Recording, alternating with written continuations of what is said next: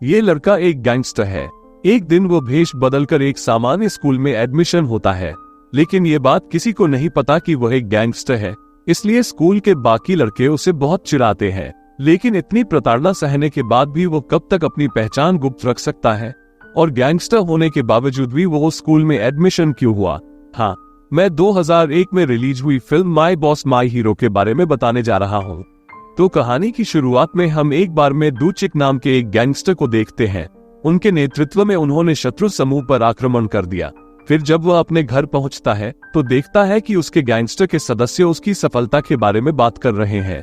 लेकिन उनका मानना है कि डूचिक को पूरे क्षेत्र का प्रभारी बनाने से पहले एक अधिक शिक्षित और जिम्मेदार व्यक्ति होने की आवश्यकता है।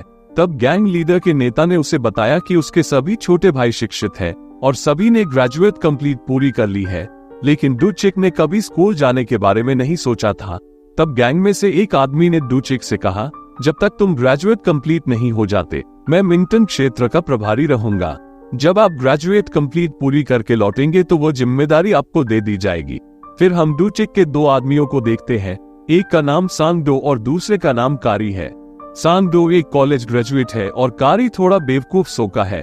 कारी की असामान्य हरकतों और मूर्खतापूर्ण नजर के कारण डूचिक हमेशा उसकी पिटाई करता था। तो वैसे भी डूचिक उन्हें एक अच्छा स्कूल ढूंढने के लिए कहता है जहां वो अपनी ग्रेजुएट पूरी कर सके। कारी समाधान निकालने के लिए अपने दोस्तों से बात करती है। दूसरी ओर सांगडो डूचिक के लिए विभिन्न सुविधाओं वाले स्कूलों की एक सूची लाता है। उनमें से डूचिक एक स्कूल चुनता है। सांगडो ने उसे 19 साल के लड़के की तरह तैयार किया और एक प्राइवेट स्कूल में उसका दाखिला कराया। आगे हम देखते हैं कि डूचिक स्कूल के लिए तैयार हो रहा है। उसने अपनी स्कूल यूनिफॉर्म पहनी और अपने बाल ठीक किए और स्कूल के लिए निकल गई। जब वो घर से बाहर निकलता है तो देखता है कि उसकी टीम के कुछ सदस्य उसे बधाई देने के लिए इंतजार कर रहे हैं। डूचिक क्रोधित हो जाता है जब उसे पता चलता है कि कारी ही वो व्यक्ति था जिसने ये सब योजना बनाई थी। इस बार जब कारी डूचिक और सांगडो कार में स्कूल के लिए निकलते हैं तो वो कारी को डांटता है अपने पुराने डिजाइन के बैग और वर्दी लाने के लिए। अचानक डूचिक ने देखा कि कई छात्र स्कूल की ओर भाग रहे हैं। फिर वह भी उनके साथ चलने का फैसला करता है, इसलिए ड्राइवर से कार वहीं रोकने के लिए कहता है। वो कार से बाहर निकले और छात्रों के साथ दौड़ने लगे। दरअसल सभी छात्रों ने गणित टीचर लिएंड्रो की सजा से बचने के लिए भाग रहे थे। स्कूल भागते समय डूचिक ने देखा कि यूनजू नाम की एक लड़की का पर्स गिर गया है।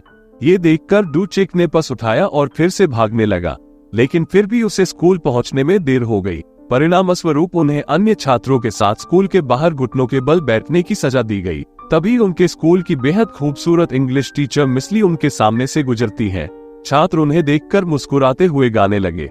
इस बीच सांगडो, जो डूचिक पर नजर रख रहा था, वो भी मिसली की सुंदरता से प्रभावित होता है और उसे घूरता रहता है। दूसरी ओर हम देखते हैं कि यूनजू को बोली करने के कारण वो अपने सहपाठियों से झगड़ रहा है और इस लड़ाई का नेतृत्व जियान नाम की लड़की कर रही है। जब वे लड़ रहे थे, टीचर थॉमस ने मामले को देखा तो थॉमस ने सभी को अपने कार्यालय में बुलाया। लेकिन वहां जाने के बाद स्कूल प्रिंसिपल ने जियान और उसके दोस्तों को बिना कोई सजा दिए रिहा कर दिया। लेकिन यूनजू और उसके दोस्तों को खूब डांट पड़ती है। थोड़ी देर बाद डूचिक कक्षा में आता है और शिक्षक सभी को डूचिक से परिचित कराता है। फिर वो यूनजू के पास जाकर बैठ गया। कक्षा के दौरान डूचिक अच्छा प्रदर्शन न करने के लिए शिक्षक डूचिक को फिर से दंडित करता है। तभी उसकी नजर लड़कों के एक ग्रुप पर पड़ी। वे तरह तरह से उसे बोली करने लगे और यहाँ तक कि उसे मारने पीटने भी लगे। फिर भी वो सब कुछ स्वीकार करता है और एक सामान्य व्यक्ति की तरह व्यवहार करता है, क्योंकि वो अपनी पहचान सभी से छिपाकर रखना चाहता है। इसी बीच हमें एक अधेड़ उम्र का आदमी के हाथ में कैमरा लिए दिखाई देता है। जो उस बीच जो कुछ हो रहा था उस आदमी ने वो सब रिकॉर्ड कर रहे थे। स्कूल छोड़ने के बाद डूचिक सिगरेट खरीदने के लिए एक दुकान पर गया, लेकिन दुकान के मालिक ने उसे मारपीट कर बाहर निकाल दिया। ऐसा इसलिए क्योंकि वो स्कूल यूनिफॉर्म पहनकर सिगरेट खरीदने आया था। दूसरी ओर जब सांगडो और कारी अपनी लड़ाई का अभ्यास कर रहे होते हैं, डूचिक सांगडो को कॉल करके दोपहर का कुछ खाना ले आने के लिए कहते हैं। सांगडो कुछ खाना पैक करता है और स्कूल चला जाता है, जहां उनका सामना मिशली से होता है, जो खुद को डूचिक का चाचा बताता है। जब डूचिक खाने के लिए बैठता है तो अन्य छात्र उसके सामने भोजन की विविधता देखकर आश्चर्यचकित हो जाते हैं और अपना भोजन बांटने लगा। तभी सांगडो मिसली के साथ डेट पर जाता है और बातचीत के दौरान उन्होंने उसे अपना कार्ड दे दिया ताकि वो किसी भी समस्या के लिए उनसे संपर्क कर सके। अगली सुबह जब डू चेक स्कूल जाता है तो सांग डो उसे एक उपहार बॉक्स देता है और इसे अपनी अंग्रेजी टीचर मिस ली को देने को कहा। डू चेक स्कूल पहुंचता है, सावधानी से स्टाफ रूम में प्रवेश करता है और मिस ली की टेबल पर उपहार बॉक्स छोड़ देता है। जाने के बाद मिस ली अपनी टेबल पर आए और जब उसने बॉक्स खोला तो उसमें बिकनी का कॉस्ट्यूम नजर आया। इस बीच जब डू चेक स्कूल के बाद बस से घर लौट रहा था तो ड्राइवर समूह के एक व्यक्ति ने उसे स्कूल की वर्दी पहने हुए देखा और यह बात उनके गैंग लीडर को बताया। अगले दिन हम थॉमस को उन बच्चों को दंडित करते हुए देखते हैं जिन्होंने अपनी स्कूल फीस देर से जमा की थी। तभी मिस्टर लियोनार्डो ने कक्षा में प्रवेश किया और इन छात्रों को अपनी सीट पर बैठने के लिए कहते हुए थॉमस को वहां से चले जाने को कहा गया। इस बीच उसी दिन मिस ली को जिहान का जाली कागज मिला और उसने उसे क्लास छोड़ने के लिए कहा, लेकिन जिहान ने टीचर की बात नहीं मानी और बकवास बातें करके उनका अपमान किया। दरअसल जिहान एक अमीर परिवार की बेटी है, इसलिए वो सभी के साथ इतना बुरा व्यवहार करती है, लेकिन मिस ली को कोई परवाह नहीं है। वो क्लास में सबके सामने जिहान को थप्पड़ मार देती है। जिहान वॉशरूम की ओर भागती है और अपनी माँ को फोन करके घटना की जानकारी देती है। थोड़ी देर बाद जिहान की माँ यहाँ आई और क्लास में सबके सामने मिस ली को थप्पड़ मार दिया। इस संबंध में श्री लियोनार्डो मिस ली का समर्थन करते हैं, हालांकि थॉमस जिहान के माता पिता की ओर से बोलते हैं। मिस ली की ओर से जिहान की मां के साथ दुर्व्यवहार करने के लिए स्कूल के प्रिंसिपल ने मिस्टर लियोनार्डो को अपने कमरे में बुलाया गया। वहां बुलाकर उसे बेइज्जत किया गया और धमकी दी गई कि अगर बाद में कुछ हुआ तो नौकरी से निकाल दिया जाएगा। फिर वो क्लास में आता है और पूरी क्लास को नियंत्रित करने का प्रयास करता है। तभी उसकी गंभीर बातें सुनकर एक लड़का हंस पड़ा। इससे टीचर लियोनार्डो और भी क्रोधित हो गए और उन्हें दंडित किया। तभी उनमें से एक बदमाश ग्रुप का लड़के मिस्टर लियोनार्डो को भला बुरा कहते हैं। जब मिस्टर लियोनार्डो उनके पास आए तो लड़के ने उन्हें जोर से धक्का दे दिया और ये देखकर डू चेक बहुत क्रोधित हो गया और शिक्षक के साथ बुरे व्यवहार के कारण लड़के को पीटना शुरू कर दिया। तब से डू चेक की क्लास में सभी छात्रों से डरने लगे। उस दिन जिस लड़के ने शिक्षक को बोली कर रही थी जिसके लिए डू चेक ने पीटा था, उसे डू चेक ने बुलाया और उसे कुछ खाना खिलाया और उसे सलाह देता है कि वो शिक्षकों का पिता की तरह सम्मान करे। यहाँ तक कि लड़के को राइफल समूह द्वारा पीटे जाने से भी बचाता है। अगले दिन थॉमस ने मिस्टर लिएंड्रो से जिहान के ग्रेड बढ़ाने के लिए कहा, क्योंकि जिहान के माता पिता ने जिहान के ग्रेड बढ़ाने के लिए स्कूल में बहुत सारे पैसे रिश्वत दिए, क्योंकि उनके माता पिता चाहते थे कि उनकी बेटी को यहाँ से स्कॉलरशिप मिले। इस बीच मिस्टर लियोनार्डो ने थॉमस के प्रस्ताव को स्वीकार करने से इनकार कर दिया और उन्हें सूचित किया कि यदि वो ऐसा करते हैं तो ओंजू जैसे छात्रों छतरी स्कॉलरशिप से वंचित हो जाएंगे। इस बीच प्रिंसिपल एक प्राइवेट बैठक के लिए मिस ली को अपने कमरे में बुलाती है। वहां उन्होंने महान छात्रों के बारे में बात करते हुए हंसी मजाक किया। एक वक्त वो उसके बहुत करीब आने की कोशिश करता है और यहाँ तक कि उसकी गर्दन और छाती को भी बुरी तरह छूता है। तब मिस ली इस स्थिति में बहुत अनकंफर्टेबल महसूस करती है और कमरा छोड़ देती है। जैसे ही वो कमरे से बाहर निकल रहा था, उसकी मुलाकात डू चेक से हुई। इस बीच मिस्टर लियोनार्डो थोड़ी देर बाद येओनजू को अपने कमरे में बुलाते हैं और उसे स्कॉलरशिप पाने के लिए कड़ी मेहनत करने के लिए कहते हैं।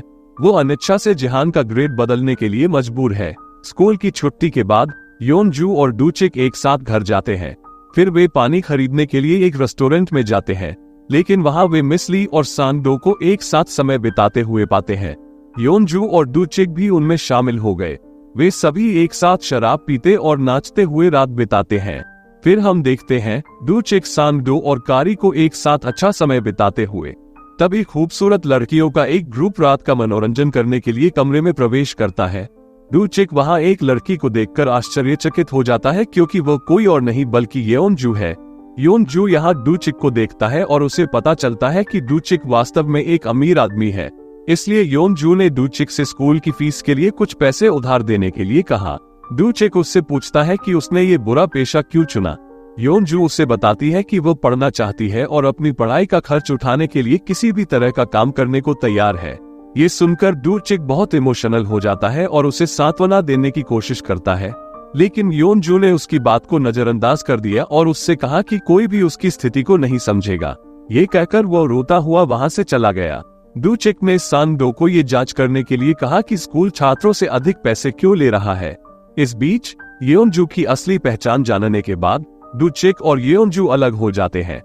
वे दोनों एक दूसरे से बात नहीं करते। तभी येओनजू का दोस्त क्लास में प्रवेश करता है और उन सभी को बताता है कि मिस्टर लिएंड्रो अपनी नौकरी छोड़ रहे हैं। हालांकि मिस्टर लिएंड्रो छात्रों को बहुत मारते और डांटते थे, लेकिन सभी छात्र जानते थे कि वो एक देखभाल करने वाले शिक्षक थे। अपनी आखिरी क्लास के दौरान हर छात्र उदास नजर आ रहा है। क्लास खत्म करने के बाद मिस्टर लिएंड्रो ने चुपचाप अपना सामान पैक किया और स्टाफ रूम से बाहर चले गए। दूसरी ओर थॉमस योनजू को कंप्यूटर लैब में अकेले बैठे देखता है, लेकिन वो उससे कुछ नहीं कहती है। फिर हम देखते हैं कि सांग-डो स्कूल की जांच करता है और रिपोर्ट डूचिक के पास ले जाता है। सांग-डो ने जांच की और पाया कि स्कूल का प्रिंसिपल होने के बावजूद उसके पास बहुत सारी संपत्ति है, यहाँ तक कि वो एक बड़ी कार का भी इस्तेमाल करते हैं। सांग-डो को ये भी पता चलता है कि प्रिंसिपल का राइवल ग्रुप के साथ कुछ लेना देना है। इस बीच स्कूल की एक वेबसाइट पर देखा जा सकता है कि स्कूल की अनियमित और अत्यधिक फीस का खुलासा हुआ है। प्रिंसिपल क्रोधित हो जाते हैं और थॉमस से पूछते हैं कि मामला कैसे लीक हुआ। थॉमस ने प्रिंसिपल को बताया कि उनके एक आदमी को इस बारे में संदेह है। वो मन ही मन योनजू पर संदेह करती है क्योंकि उसने उसे कंप्यूटर लैब में बैठे देखा था। ये सुनकर प्रिंसिपल गुस्से में योनजू की कक्षा में पहुंच जाता है। वहां पहुंचकर वो बिना कुछ कहे योनजू को लगातार थप्पड़ मारना शुरू कर देता है। वो उसे तब तक पीटता रहा जब तक वो खून से लथपथ होकर बेहोश नहीं हो गई। थोड़ी देर बाद डूचिक उसे अपनी पीठ पर अस्पताल ले आया। इस ओर कुछ शिक्षकों और छात्रों ने योनजू को वापस लाने का विरोध करना शुरू कर दिया, जबकि हर कोई घटना का विरोध कर रहा है। डूचिक उनके साथ भाग लिए बिना क्लास में अकेले बैठता है। ऐसा लगता है कि उसे ग्रेजुएशन कंप्लीट पूरी करने में कोई दिक्कत नहीं होगी, इसलिए वो परेशानी में नहीं पड़ रहा है। रात में डूचिक सांग-डो के साथ चर्चा करता है कि वे स्कूल को कैसे बचा सकते हैं। सांग-डो उसे ग्रेजुएशन पूरा होने तक चुप रहने की सलाह देता है। डूचिक योनजू से मिलने अस्पताल जाता है। जैसे ही वो उसे देखती है, योनजू उसे गले लगा लेती है और रोने लगती है। यहाँ हम साफ तौर पर समझ सकते हैं कि वे एक दूसरे से प्यार करने लगे हैं। जब अगले दिन डूचिक स्कूल जाता है तो वह स्कूल के गेट के बाहर घटना का विरोध करने वाले समूहों को खड़ा देखता है। वहीं दूसरी ओर स्कूल के प्रिंसिपल ने राइवल ग्रुप के लोगों को बुलाया है। इस समय मिस्टर लियोनार्डो प्रिंसिपल को मारना चाहते हैं, लेकिन राइवल के सदस्य उन पर हमला कर देते हैं। वे मिशली और कुछ अन्य छात्रों को भी परेशान करते हैं। ये देखकर डूचिक अब अपने गुस्से पर काबू नहीं रख पाता और अपने गैंग के सदस्यों को जितनी जल्दी हो सके वहां पहुंचने के लिए कहता है। दूसरी ओर हम एक अधेड़ उम्र के व्यक्ति को देखते हैं जो हाथ में कैमरा लेकर सब कुछ रिकॉर्ड कर रहा था। आखिरकार डूचिक के लोग आ पहुंचे और दोनों गैंग के बीच भयंकर युद्ध शुरू हो गया। राइवल ग्रुप को हराने के बाद स्कूल के द्वार खोल दिए गए और विरोध समूहों ने प्रिंसिपल को स्कूल छोड़ने के लिए मजबूर करने के लिए विरोध प्रदर्शन करना शुरू कर दिया। तभी राइवल गैंग के और लोग वहां आ गए और फिर से झगड़ा शुरू हो गया। कुछ समय बाद दोनों गैंग ने दोनों गैंग के लीडर के बीच लड़ने का फैसला किया। लड़ाई में एक समय राइवल गैंग हार गया। तभी पुलिस वहां आ गई और प्रतिद्वंद्वी गैंग को गिरफ्तार कर लिया। तभी अधेड़ उम्र के व्यक्ति ने रिकॉर्डिंग टेप एक रिपोर्टर की जेब में डाल दिया।